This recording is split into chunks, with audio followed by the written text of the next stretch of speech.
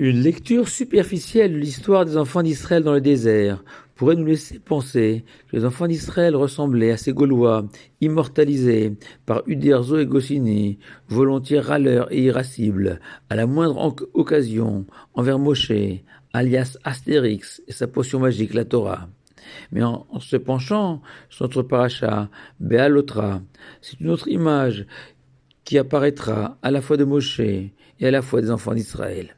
En effet, la Sidra nous raconte que peu après avoir quitté le mont Sinaï en direction du pays des Canaan, les enfants d'Israël se sont plaints de l'absence de variété dans les menus du désert, réduits à de la manne, matin, midi et soir, cette nourriture céleste qui tombait du ciel.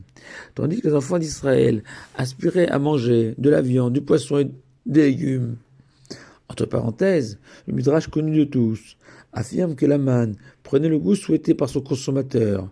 Si c'est ainsi, la manne pouvait offrir la saveur de la viande, du poisson ou des légumes. La réponse est que l'on mange autant avec ses yeux qu'avec son palais, et que l'apparence de cette manne, semblable à des graines de coriandre transparentes, étant toujours la même, quel que soit le goût désiré, cela pouvait frustrer les enfants d'Israël, amateurs de véritables viandes ou poissons.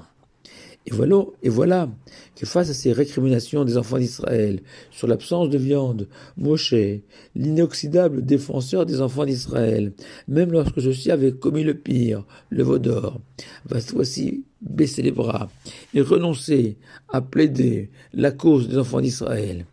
Et Moshe va se tourner vers Dieu et lui dire « Je ne peux pas seul supporter le fardeau de ce peuple. Suis-je le père des enfants d'Israël pour devoir assumer leur charge, tel un père vis-à-vis de ses enfants? Dieu aide-moi. » Et l'Éternel va accéder à la demande de Moshe et nommer un conseil des anciens, ce fameux Sanhédrin, composé de 70 sages, pour épauler le prince des enfants d'Israël, en l'occurrence Moshe. Il convient de comprendre ce qui a suscité chez Moshe ce désespoir et ce renoncement à guider seul les enfants d'Israël, comme il l'avait fait jusqu'alors. Je me contenterai, chers auditeurs, de vous proposer deux chemins pour justifier cette forme d'abandon de Moshe. La première explication nous est clairement suggérée par Rashi, faisant remarquer que le terme employé par la Torah pour décrire les plaintes des enfants d'Israël est « ke-mitonenim ». Littéralement, se lamente comme un homme qui vient de perdre un être cher, qui est appelé Onen, selon la Torah. Là aussi, les enfants d'Israël ont ce sentiment d'avoir perdu le confort de l'Égypte, ses poissons, ses poireaux, ses oignons, qu'ils mangeaient naguère gratuitement au pays des pharaons.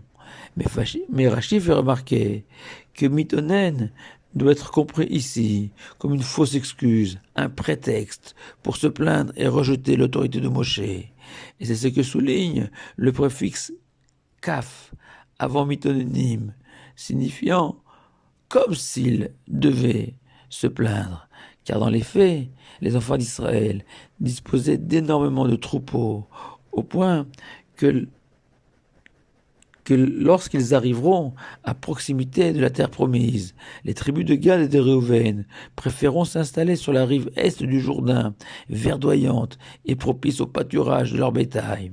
De plus, rajoute Rashi, même la paille indispensable pour fabriquer les briques ne leur était pas fournie, à plus forte raison que des légumes ou de la viande n'étaient pas offerts aux enfants d'Israël.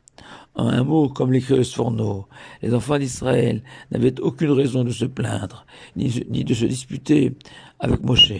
Seulement les enfants d'Israël, au fond d'eux-mêmes, n'étaient pas heureux d'avoir choisi la Torah et les mitzvot, et que ce choix leur pesait, les insupportait, et que dès lors tout leur paraissait noir, et que dans cet état, les enfants d'Israël ont tout rejeté, comme ces personnes énervées, devant lesquelles rien ne trouve plus grâce à leurs yeux, ni leurs femmes, ni leur belle-mère, ni leurs enfants, ni leurs amis, et que leur critique sur leur entourage n'a qu'une origine, leur mal-être.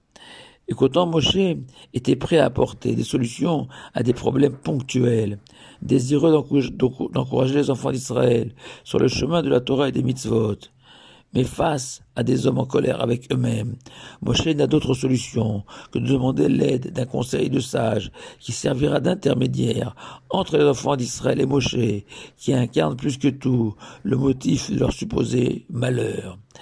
Car le véritable problème était, comme le résume l'immense rave et philosophe espagnol Rabbi Yitzhak Arama. Les enfants d'Israël préféraient être asservis physiquement et affranchis des mitzvot en Égypte plutôt qu'être libres physiquement mais soumis aux mitzvot. Rabbi Simcha Cohen de Dvinsk, auteur au XXe siècle du Mesher Chochma, nous mène lui sur une deuxième voie pour expliquer cet épisode de ces lamentations injustifiées. Moshe, après le don de la Torah, était parvenu à se détacher entièrement de la matière. Il était devenu Ish Elohim, un homme divin. Rappelons-nous que Moshe avait décidé de se séparer de son épouse Tzipora, faute d'attrait pour les femmes, seul géant du peuple juif ayant adopté une telle conduite.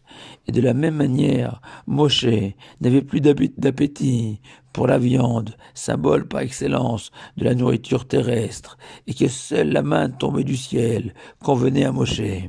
Mais les mythonymes n'avaient pas atteint le niveau de Moshe, et que même s'ils avaient des éclairs spirituels, comme vous et moi, les mythonymes aspiraient à goûter aux nourritures terrestres, comme la viande et les légumes.